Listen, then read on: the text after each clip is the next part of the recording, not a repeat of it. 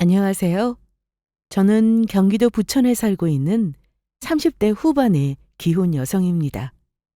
저는 한동안 자고 일어나거나 머리를 감을 때면 머리카락이 한 주먹씩 빠지고는 했는데요. 이런 일이 처음인지라 너무 놀라서 병원에 가봤더니 그게 다 극도의 스트레스 때문이라고 하더라고요.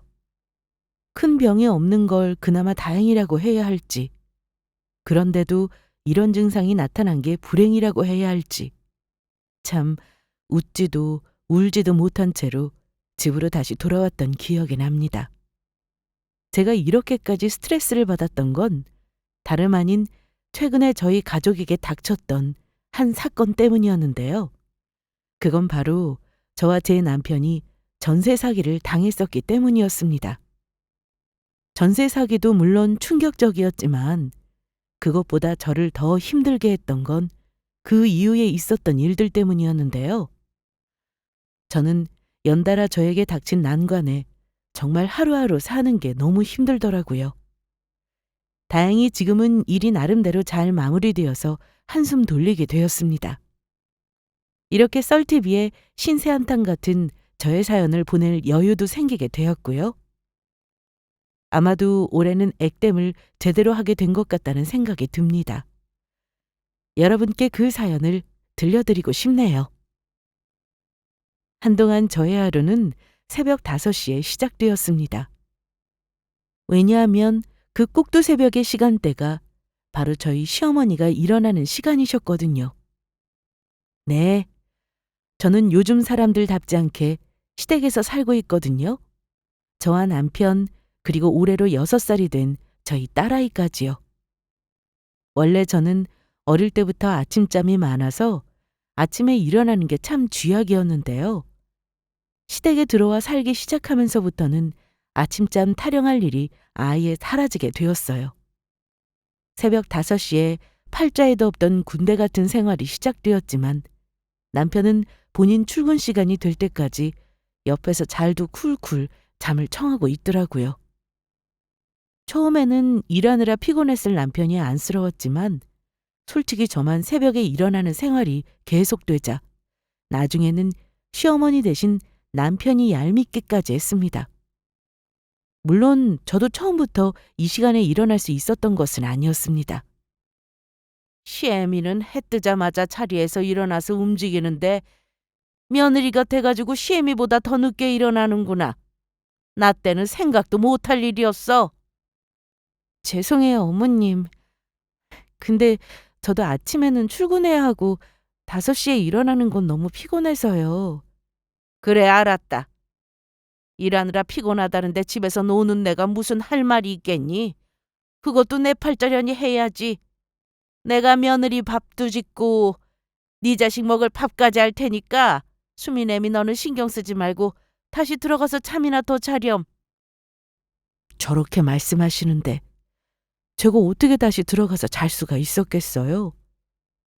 속으로만 한숨을 내쉬고는 얼른 부엌으로 와서 아침 준비를 도왔죠. 사실 할 말이 없기도 했습니다. 이 나이에 시댁에 얹혀 살면서 신세를 지고 있는 형편이라 눈치가 보였거든요.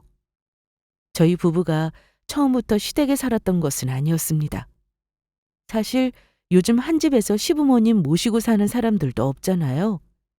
저희가 모시고 싶다고 해도 오히려 시부모님이 싫다고 하셨었죠. 한 집에서 사는 거 불편하다고 하시면서요. 그럼에도 불구하고 저희는 신혼도 아닌 결혼 8년 차에 시댁에 들어와 시부모님과 함께 살게 되었습니다. 이유는 바로 앞서 말했던 전세 사기 때문이었죠. 저희는 세상을 떠들썩하게 했던 그 전세 사기를 뉴스에서나 봤지 저희가 직접 당하게 될 거라고는 꿈에도 상상하지 못했습니다. 솔직히 전세 사기를 당했다는 사실을 알게 되기 바로 직전까지도 저희 부부는 뉴스를 보며 어떻게 저런 일이 다 있냐는 생각을 할 뿐이었죠. 정말 사람 일이라는 게 한 치 앞도 모르는 것이더라고요.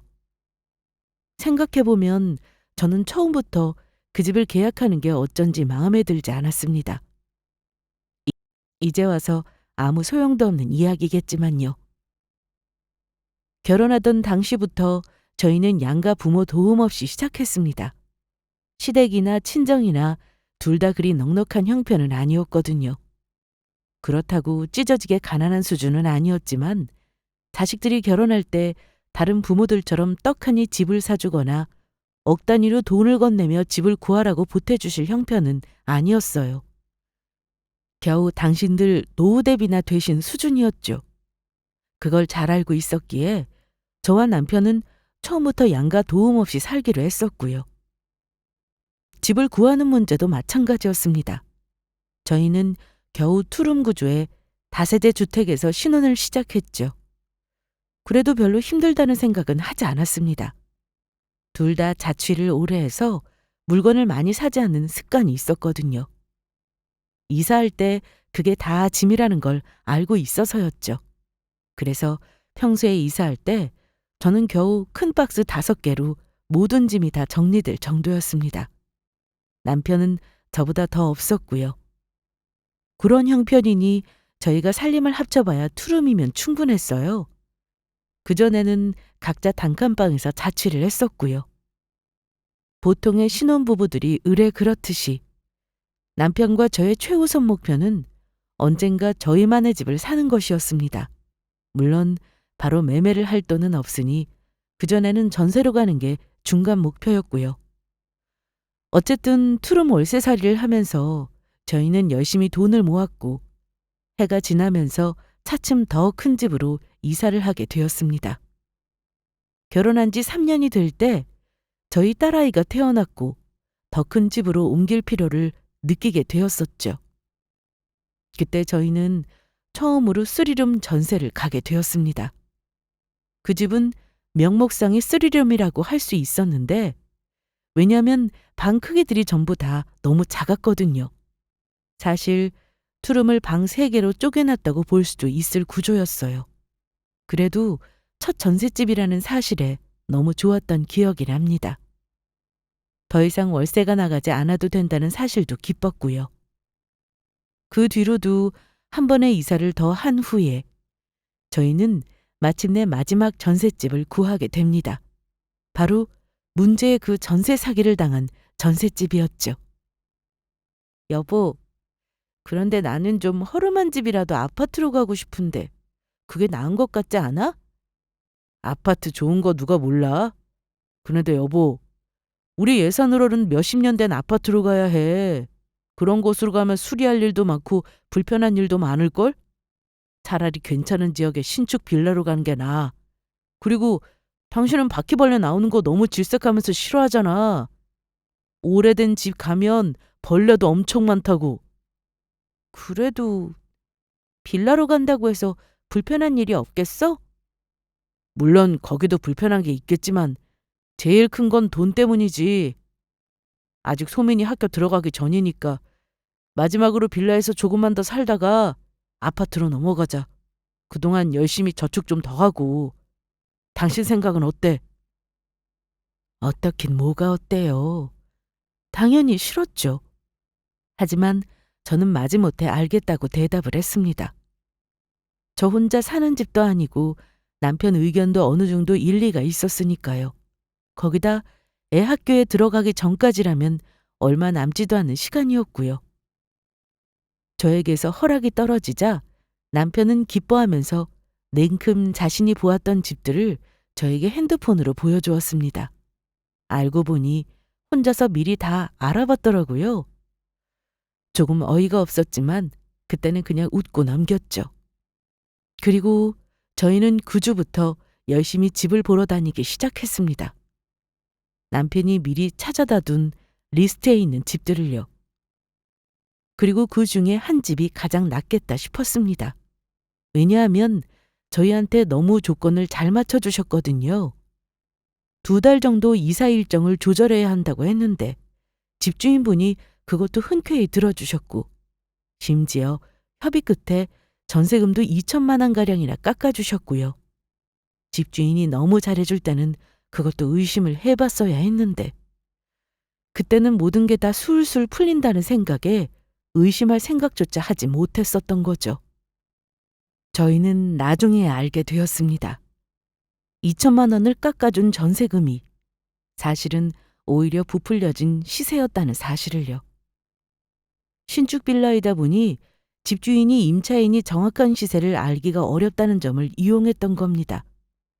저희와 임대차 계약을 맺은 후에 주인은 사기꾼인 바지 사장을 내세워서 명의를 변경했고요. 저희는 명의가 변경되었다는 사실도 처음에는 알지 못했습니다. 3억이나 되는 큰돈을 전세금으로 넣었으니 저희도 나름대로 최선을 다해서 알아보았습니다. 계약서도 꼼꼼히 살폈고 융자는 없는지 계약을 하던 당일조차도 깨끗한 등기부등본을 재차 확인했고요. 그런데 몇 달 뒤 집주인과 연락을 할 일이 있어 전화를 걸었더니 전화를 계속 안 받더라고요. 당연히 그때부터 저희는 당황스럽기 시작했습니다. 집주인 아직도 전화 안 받아? 아무리 해도 안 받네. 설마 아니겠지. 어디 해외여행 간 거 아닐까? 며칠만 더 기다려보면 연락 올 거야. 그래, 그렇겠지. 요즘 한창 휴가철이기도 하니까. 남편과 저는 내심 불안했지만 애써 아닐 거라고 생각하며 며칠을 더 기다렸습니다. 정확히 3일 뒤 집주인 번호로 전화가 걸려왔죠. 하지만 전화기 너머의 목소리는 저희와 계약을 했던 집주인이 아니었습니다. 번호를 바꾸고 잠적한 탓에 새 번호를 이어받게 된 낯선 사람이었어요. 이런 연락이 자꾸 와서 아예 모르는 번호는 안 받는데 하도 전화가 많이 걸려와 있어서 한다고 하면서요. 저희는 비로소 전세 사기를 당했음을 알게 되었습니다. 새로 빌라 명의를 넘겨받게 된 집주인은 저희에게 전세 보증금을 내줄 돈이 하나도 없는 바지 사장이었죠. 여보, 어떡해. 아무래도 우리 사기당한 것 같아. 미치겠네, 진짜. 일단 당신도 진정하고 우리 경찰에 신고부터 하자. 저희는 눈앞이 캄캄해졌습니다. 할 수 있는 일은 다 했어요. 형사 고소도 했고 보증금 반환 청구 소송도 해봤고요. 여기저기 도움을 받을 수 있다고 안내해준 기관으로 매일같이 출근 도장을 찍기도 했습니다. 남편은 그 과정에서 연차를 다 소진하는 바람에 회사에 휴직까지 썼고요. 하지만 아무런 소용이 없었습니다. 범인을 잡는데도 너무 오랜 시간이 걸리고 이미 사회적으로 이슈가 될 정도로 전세 사기가 넘쳐나는 상황이라 수사 인력도 부족하다고 하더라고요. 그 당시에 저와 남편은 집에 돌아오면 매일같이 멍하니 앉아있거나 눈물만 흘렸던 것 같습니다. 아무튼 그 집은 나중에 경매로 넘어가게 되었고 저희는 일부 돈을 받기는 했지만 처음에 전세 보증금을 생각하면 턱없는 돈이었습니다. 경매 낙찰가가 너무 낮았던 탓이었죠.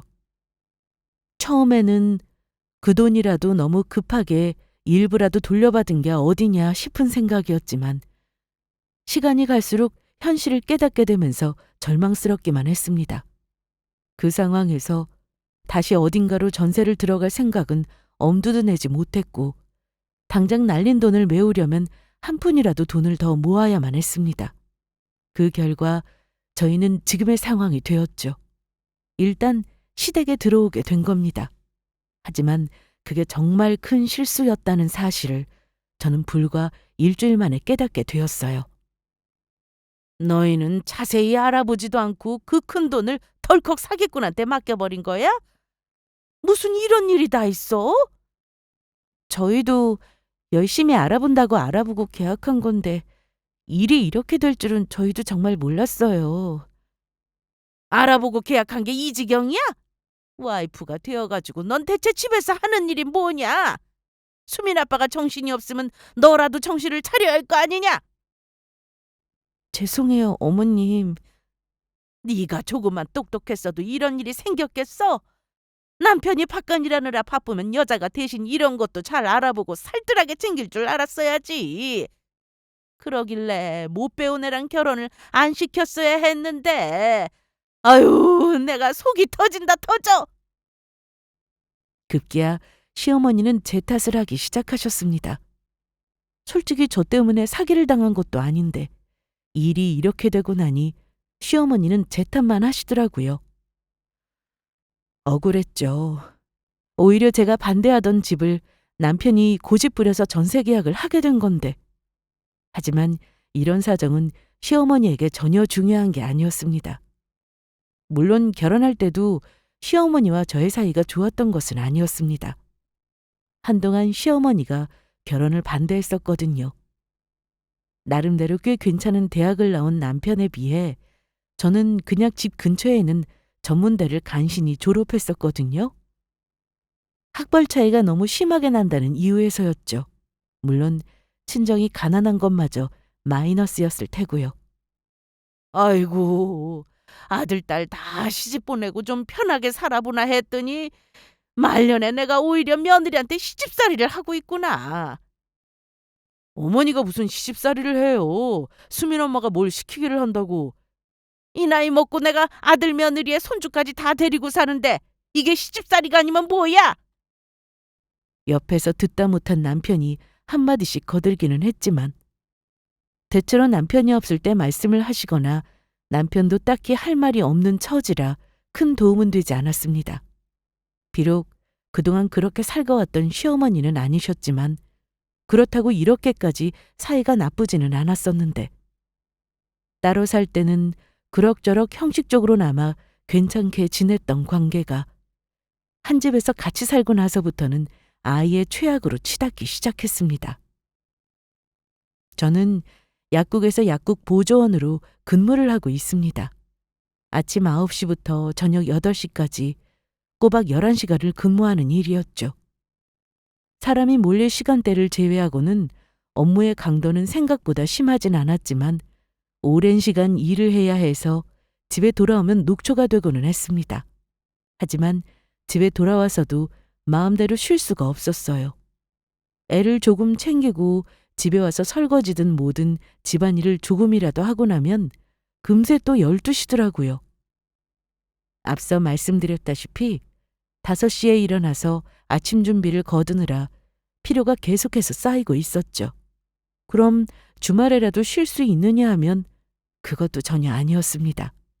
주말에는 시어머니가 당신이 좀 쉬셔야겠다며 아예 집안일에서 손을 놓고 이것저것 시키기만 하셨거든요.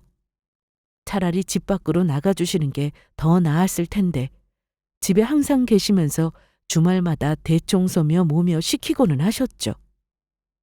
하지만 저희 남편도 나름대로의 고충이 있었습니다. 휴직했던 직장을 다시 나가기 시작한 남편은 9시부터 6시까지는 회사에서 일을 했습니다. 그리고 퇴근 후에는 곧장 대리운전을 뛰기 시작했어요. 새벽 1시까지 평일 내내 매일을요. 괜히 나 때문에 당신이랑 수민이까지 이 고생을 시키네. 미안해. 그런 말 하지 마. 당신이 일부러 그런 것도 아닌데 뭐. 우리 어머니 때문에 많이 힘들지? 원래 저런 성격은 아니셨는데 당신한테 괜히 저러시네. 어머님도 속상하셔서 그랬겠지. 괜찮아. 저러시다 말겠지. 고마워. 그리고 미안해. 그나저나 당신이 너무 무리하는 거 아니야? 회사에서 하는 일도 피곤할 텐데. 아니야. 좀 하다가 힘들면 그만둘게. 그리고 지금은 차라리 나가서 뭐라도 하는 게 마음이 더 편해. 남편이 저렇게 말을 하니 저는 남편 탓을 할 마음도 저절로 사라지고는 했습니다. 함께 몇 년을 일해서 모았던 돈을 날렸다는 생각과 사기를 당했다는 자괴감, 그리고 어떻게든 다시 가족을 부양해야 한다는 책임감이 뒤섞여서 마음이 복잡한 것 같더라고요. 퇴근해서 집으로 돌아오면 시어머니의 잔소리도 그렇고 저에게도 미안하니 차라리 나가서 일을 하는 게 낫겠다고 생각하는 것 같기도 했고요. 저는 너무 무리하지 말라고 남편의 어깨를 두드려 주었습니다. 사실 그것 말고는 이제 와서 저희가 뭘 할 수 있겠어요? 몇 달이 지나면서 저희는 이미 잃어버린 돈에 대해서는 마음을 내려놓기로 했습니다. 남편에게도 그렇게 말을 했죠. 어차피 찾을 수 없는 돈이라고 생각하라고요. 계속 전전긍긍 해봐야 마음만 상할 뿐이니 애초부터 그런 일이 없었다고 생각하면 차라리 나을 거라고 했죠. 사람 마음이라는 게 말처럼 그렇게 쉬운 건 아니니까 남편도 고개는 끄덕였지만 아직까지는 받아들이기 힘든 눈치였어요. 어쨌거나 저는 기왕 일이 이렇게 된 거 서로 빨리 잊어버리고 수민이와 앞으로의 미래만 생각하자고 마음을 먹고 있었죠. 하지만 저를 힘들게 하는 건 이제 사기를 당한 그 전세금이 아니었습니다. 바로 시어머니의 계속되는 구박이었죠. 예, 수미애미야.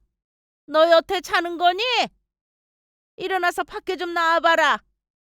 평일 내내 일을 하고 주말이 되어서야 겨우 방에 조금 누워있을라 치면 잠시도 쉴 틈 없게 시어머니의 호출이 이어졌습니다. 밖으로 나갔더니 다소 쌀쌀맞은 얼굴에 시어머니가 걸레를 들고 서 계시더라고요.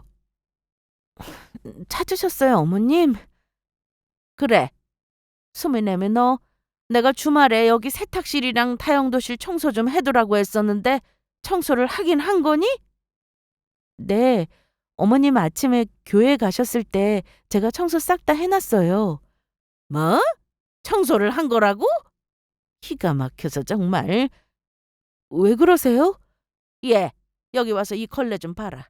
여기랑 여기, 그리고 저기. 이 먼지들 안 보이니?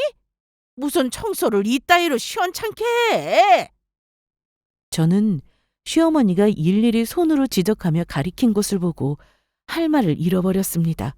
거기는 어지간한 성인 남성도 손이 안 닿는 높은 위치였고 설령 키가 닿는다고 해도 모서리 뒤쪽이라서 솔직히 평소에 거기까지 청소하는 사람이 없다고 확신할 수 있는 곳이었어요. 왜 그런 곳 있잖아요. 세탁기 뒤쪽 벽면이나 무거운 가구 아래처럼 한번 들여놓으면 이사를 나갈 때나 다시 보게 되는 그런 곳이요. 평소에 전혀 청소를 할 생각도 할 수도 없는 그런 곳 말이에요. 그리고 시어머니가 다시 청소를 하셨다며 내민 걸레는 먼지라고 하기에도 민망한 수준의 티끌이 묻은 정도였어요. 물론 이런 일이 벌써 한두 번도 아니었고요.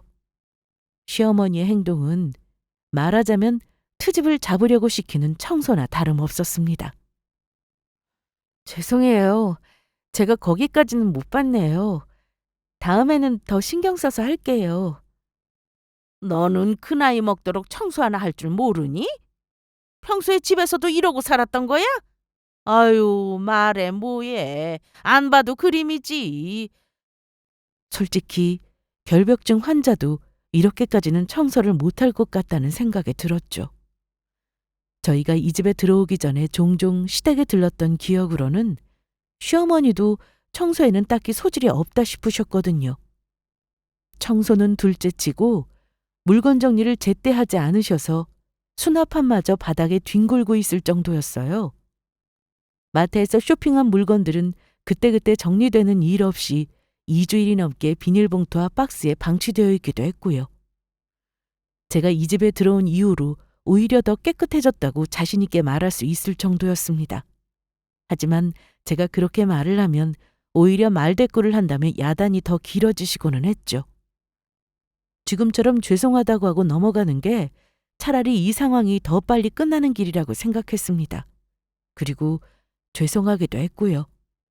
전세 사기를 당한 뒤로 이 집에서 생활비도 아직 한 푼도 못 드리고 있었으니까요. 식재료 같은 건 저희가 주문하기는 했지만요. 하지만 시간이 가면 괜찮아질 거라고 생각했던 저의 바람과는 달리 한 달, 두 달 시간이 지나갈수록 시어머니의 구박은 오히려 점점 더 심해지고 있었습니다. 하루에도 몇 번씩 저를 찾으시고 타박하시고는 했죠. 주말이 되면 그 빈도가 확연히 늘어서 차라리 저도 밖에 나가서 일을 하는 평일이 더 낫겠다 싶더라고요. 시어머니와의 트러블은 그뿐만이 아니었습니다. 바로 저희 딸아이 문제였어요. 원래 저희 부부는 수민이를 유치원에 보내고 그 후에는 학원을 2개 더 다니게 했습니다. 그래야 돌아오는 시간에 딱 맞춰서 저나 남편이 퇴근을 해서 아이를 픽업하고 돌볼 수가 있었거든요. 그런데 전세 사기를 당하고 나서부터는 사정이 달라졌습니다. 돈이 급한 나머지 아이의 유치원을 제외하고는 학원을 전부 끊었거든요. 그리고 남편도 대리운전 일을 시작해서 아이를 볼 시간이 거의 없다시피 할 정도로 바빠졌고요. 자연히 유치원이 끝나는 시간부터 제가 퇴근해서 집에 돌아올 때까지는 시부모님이 수민이를 봐주고 계셨습니다. 시아버지가 유치원 본고에서 내리는 아이를 집으로 데려오셨고요. 물론 그 점은 저희도 너무 감사하게 생각하고 있었죠. 다른 도움이라도 쓸까 했지만 시아버지가 흔쾌히 본인들이 봐줄 테니 그냥 헛돈 쓰지 말라고 하셨었거든요. 하지만 그것과는 별도로 아이를 키우는 문제에 있어서는 시어머니와 계속 부딪히게 되었습니다. 최근에 아이가 계속 설사를 하고 있었는데 바쁜 시간을 쪼개서 병원을 데려가고는 해봐도 약을 먹는 그때그때 뿐이고 계속 차도가 없더라고요. 의사 선생님들도 뭘 잘못 먹은 것 같다고만 하시고 그게 뭔지 자세히 알 방법은 없었습니다. 하다못해 장이 약한 체질인가 싶어 한의원에 데려가서 약이라도 지어 먹여야 하는 걸까 고민하고 있던 차였죠. 그런데 어느 날 저는 드디어 그 병의 원인을 알게 되었습니다. 수민아, 엄마 왔어. 우리 수민이 간식 먹고 있었네. 맛있어? 엄마, 맛있어. 수민아, 너 지금 뭐 먹고 있는 거야? 그 케이크 어디서 났어? 할머니가 줬어. 설마. 안 돼! 수민아, 그거 먹지 마. 이리 줘. 엄마한테 줘. 저는 기겁을 하고 수민이가 먹고 있던 치즈케이크를 접시째 바로 빼앗았습니다. 하지만 이미 절반이나 먹어치운 뒤더라고요. 제가 급하게 뺏어드는 바람에 놀란 딸아이가 울먹이기 시작했습니다. 저희 방에서 이렇게 난리가 나니 옆방에 계시던 시어머니가 무슨 일이냐고 다가오시더라고요. 어머님, 이 케이크 유통기한 한참 지난 거잖아요. 이걸 애한테 주시면 어떡해요? 지나봐야 얼마나 지났다고? 밖에 내놨던 것도 아니고 계속 냉장고에 있던 거라 괜찮다. 그것 때문에 이 난리냐? 시어머니의 대답에 저는 머리를 짚었습니다. 아니, 어머님, 이거 2주 전부터 상했다고 버려야 한다고 말씀드렸었잖아요. 냉장고에 있던 거라도 이미 상한 거예요. 수민이 요즘 배탈 나서 병원 다니는 거 아시면서 자꾸 오래된 음식을 먹으시면 어떡해요? 수민이만 준 게 아니라 나도 같이 먹었다. 나는 이렇게 멀쩡하잖니. 애가 케이크를 저렇게 좋아하는데 좀 먹인 게 대수야? 날짜 조금 지난 거 먹는다고 안 죽는다. 제발요, 어머니. 수민이는 장이 약해서 조금이라도 상한 음식 먹으면 큰일 나요. 앞으로 이런 거 주지 마세요. 부탁드릴게요. 알았다. 나 원참 별 유난은 다 떠는구나. 전셋집 구할 때도 저 유난을 떨었으면 얼마나 좋아. 에이, 시어머니는 기분이 나쁘셨는지 방문을 쾅 닫고 나가셨습니다. 그리고 마지막에도 잊지 않고 한마디를 덧붙이셨죠. 옛날 분들이야 음식이 워낙 귀하던 시절에 사셨으니 저희보다 유통기한에 덜 예민하신 건 저도 충분히 이해를 하고 있었죠. 하지만 딸아이와 관련된 문제는 그럴 수가 없었습니다. 이건 아이의 건강과 직결되는 문제였으니까요. 아무튼 그걸 계기로 저는 그동안 원인 모를 딸아이의 배탈의 원인을 알게 되었습니다. 그 뒤로는 계속 신경이 쓰이더라고요. 혹시라도 시어머니가 또 아이에게 상하거나 오래된 음식을 먹이실까 봐서요. 하지만 문제는 그뿐만이 아니었습니다. 시어머니와 저에게는 아이를 위해준다는 개념이 완전히 달랐거든요. 그저 손주가 예쁜 시어머니는 수민이가 좋아한다는 건 뭐든 다 들어주려고 하셨어요. 그게 문제였죠. 딸아이가 과자를 좋아한다고 과자를 하루에 5봉지씩 먹이시더라고요. 정확하게는 딸아이가 먹는 걸 보고도 계속 저지를 안 하신 거죠. 6살짜리 어린애야 먹고 싶은 걸 자제를 못할 나이니까 당연히 어른이 제지를 해줘야 하잖아요. 하지만 시어머니 앞에서는 전혀 통하지 않는 말이었습니다. 어머님, 수민이 과자 이렇게 많이 먹게 두시면 안 돼요. 오늘만 벌써 5봉지를 먹었어요. 과자 그거 한 봉지에 뭐 얼마나 들어있다고? 한참 클 나인데 잘 먹어야 할 거 아니냐? 몸에 좋은 걸 먹어야지 과자를 이렇게 많이 먹으면 안 돼요. 어머님, 수민이 과자 먹었다고 나중에 틀림없이 저녁도 안 먹을 거고요. 날마다 그렇게 먹는 것도 아니고 어쩌다 과자가 많이 땡길 때도 있는 거지. 그렇게 먹는다고 안 죽는다. 너는 애미가 되어가지고 애 입에 들어가는 걸로 왜 이렇게 야박하게 굴어? 날마다 먹는 것도 아니라고 하시는데 그 빈도가 요즘은 이틀에 한 번씩이 될 정도였어요. 건장한 성인도 과자를 저렇게 먹으면 몸이 안 좋아질 텐데 하물며 어린애는 어떻겠어요? 하지만 아무리 말씀을 드려도 시어머니와는 말이 통하지를 않았습니다. 제가 하는 싫은 소리에 기분만 나빠하셨고요. 저는 결국 집안에 있던 과자를 모두 버려버렸습니다. 그 뒤로는 마트에서 일체 과자를 사지도 않았고요. 하지만 제가 없을 때 또 시어머니가 애한테 과자를 사서 먹이는 것까지는 어떻게 할 수가 없더라고요.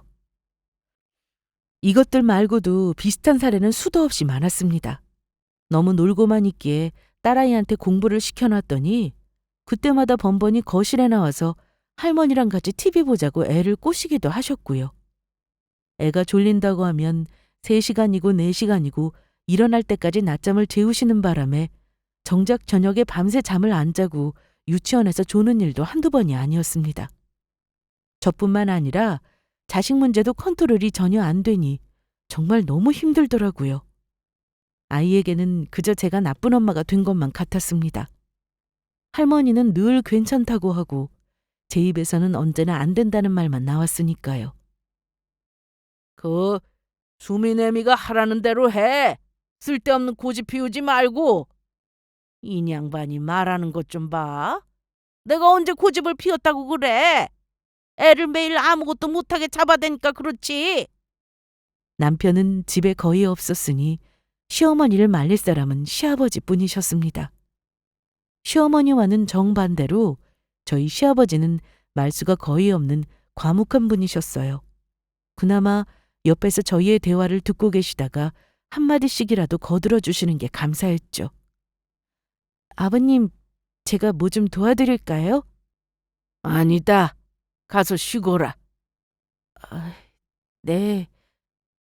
혹시 뭐 필요하시거든 시키세요. 하지만 시아버지도 어렵고 불편하기는 마찬가지였습니다. 시어머니와는 조금 결이 다른 문제였죠. 너무 말씀이 없고 무뚝뚝하셔서 어떨 때는 하루 종일 집에 같이 있는데도 3마디도 나누는 일이 없을 정도였습니다. 제가 뭘 여쭤봐도 늘 단답으로만 대답하시는 경우가 대부분이었고요. 눈치가 보여서 뭘 좀 거들어드리려고 해도 늘 되떠고만 하시더라고요. 차라리 시어머니처럼 대놓고 뭐라도 시키셨다면 그게 이 숨막히는 정족보다는 조금이나마 나을 것 같을 정도였죠. 아무튼 그렇게 저희의 불편한 동거는 반년을 훌쩍 넘게 지속되었습니다. 어느새 보니까 시간이 그렇게 지나 있더라고요. 그리고 마침내 이 아슬아슬한 분위기가 결국 폭발하고야 말았습니다. 그건 바로 시어머니의 돌발 행동 때문이었어요. 남편은 여느 때처럼 대리운전을 하러 나간 상태였고 남은 식구들끼리 저녁을 먹고 있었습니다. 그런데 시어머니가 대뜸 저를 노려보시며 그러시더라고요. 수민애비 얼굴이 요즘 말이 아니다. 너 알고는 있니? 네, 그렇지 않아도 너무 무리하는 것 같길래 저도 이제 좀 쉬라고 말렸는데 수민 아빠가 도통 말을 안 듣네요. 그랬더니 시어머니가 코웃음을 치시는 거예요. 네가 퍽이나 열심히도 말렸겠구나. 그저 예의상하는 말처럼 들렸으니 수민애비가 계속 일하고 있는 거겠지. 쓸데없는 소리 하지 말고 밥이나 먹어. 너는 네 남편 걱정도 안 되니? 요즘 진용이 얼굴이 어떤지는 알고 있냐고. 애가 아주 피골이 상접을 했어. 당장이라도 다 죽어가게 생긴 얼굴이라고. 시아버지가 시어머니에게 한 소리를 하셨지만 시어머니의 말은 끝나지 않았습니다. 시어머니의 언성이 점점 높아지기 시작하자 옆에서 밥을 먹던 딸아이도 제 얼굴을 번갈아 보며 눈치를 살피는 게 느껴졌어요. 저는 또 가슴이 답답해지기 시작했죠. 불쌍한 우리 아들만 처자식 먹여 살리느라 밤낮 없이 등골이 휘어라 일을 하는데 너는 하는 일이 뭐가 있어? 어머님, 저도 집에서 노는 게 아니라 일하고 있잖아요. 왜 그런 말씀을 하세요? 그것도 일이라고. 이 쥐꼬리만큼 받는 월급으로 무슨 도움이 된다고 생색이야 생색이. 너도 앞으로 수민 애비처럼 저녁에도 나가서 일해라. 나 내 아들만 죽어라 피똥 싸며 고생하는 꼴 이제 더는 못 보겠다. 저도 그 이야기를 듣고 있는데 더 이상은 못 참겠더라고요. 저는 들고 있던 숟가락을 내려놓고 처음으로 시어머니에게 대들었습니다. 진짜 해도 너무하시네요, 어머님. 저도 할 만큼 했어요. 저도 놀고 있는 거 아니고 밖에서 일하고 집에서는 집안일하며 수민이도 보고 있어요. 평일 주말 할 것 없이 하루도 맘 편히 쉬었던 날이 없는데 뭐가 그렇게 못마땅하세요? 뭐라고? 수민 아빠나 저나 똑같이 시댁에 계속 이러고 있는 게 죄송해서 하루라도 빨리 돈 모아서 나가려고 애쓰고 있어요. 조금만 예쁘게 봐주시면 안 되는 거예요? 어머니는 제가 처음으로 대들자 깜짝 놀라셨는지 순간 말을 못 하시더라고요. 그것도 얼마 가지 않아서 곧 고래고래 소리를 지르면서 평소 같은 반응을 보이셨지만요.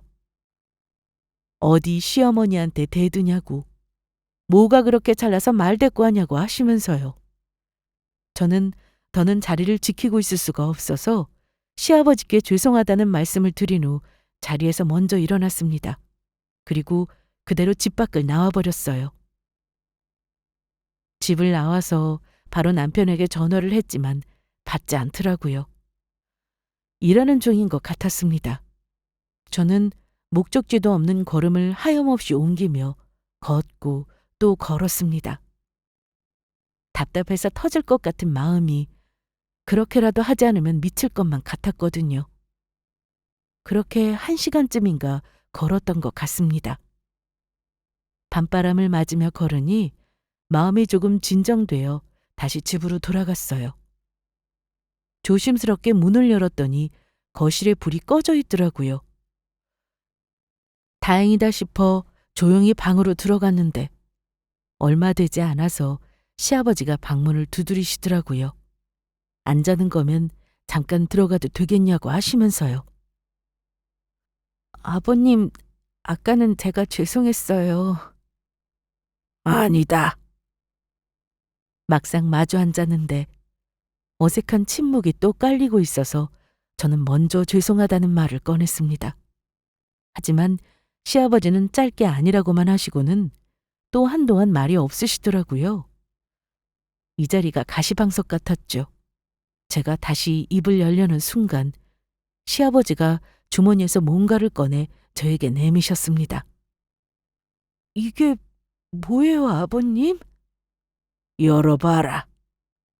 시아버지의 말씀에 얼떨결에 열어본 통장 잔고에는 정확하게 1억이 찍혀 있었습니다. 의아한 얼굴로 다시 시아버지를 돌아봤더니 그렇게 말씀하시더라고요. 너희 시어머니 통장이다. 도장이랑 카드도 거기 뒤에 들어있어. 그 돈으로 너희 전셋집 얻어서 나가거라. 부족한 돈은 대출을 받든지 아니면 일단 월세를 구하든지 하고. 아버님. 시아버지의 말씀은 너무나도 뜻밖이었습니다. 1억을 선뜻 내주셨다는 것도 충격적이었지만 그 돈이 시어머니의 돈이라는 것도 약간 이해가 되지 않았죠. 그러면 어머님이 주시는 돈이에요? 진용이 엄마한테는 내가 얘기해 둘 테니까 그냥 그 돈 쓰면 돼. 아무리 그래도 어떻게... 이건 어머님 돈인데... 그것도 이렇게 큰 돈을요. 괜찮아. 그렇게 정리하자. 말씀을 들어보니 시어머니의 동의를 구한 것도 아니신 것 같더라고요. 저는 놀라서 통장을 도로 내려놓았습니다. 그런데 그때 방문이 벌컥 열렸어요. 호랑이도 제 말하면 온다더니 노크도 없이 방문을 열고 들어온 사람은 다름 아닌 시어머니였습니다. 이 순간 제일 마주치고 싶지 않은 사람이었죠. 정리를 하긴 누구 마음대로 정리를 해?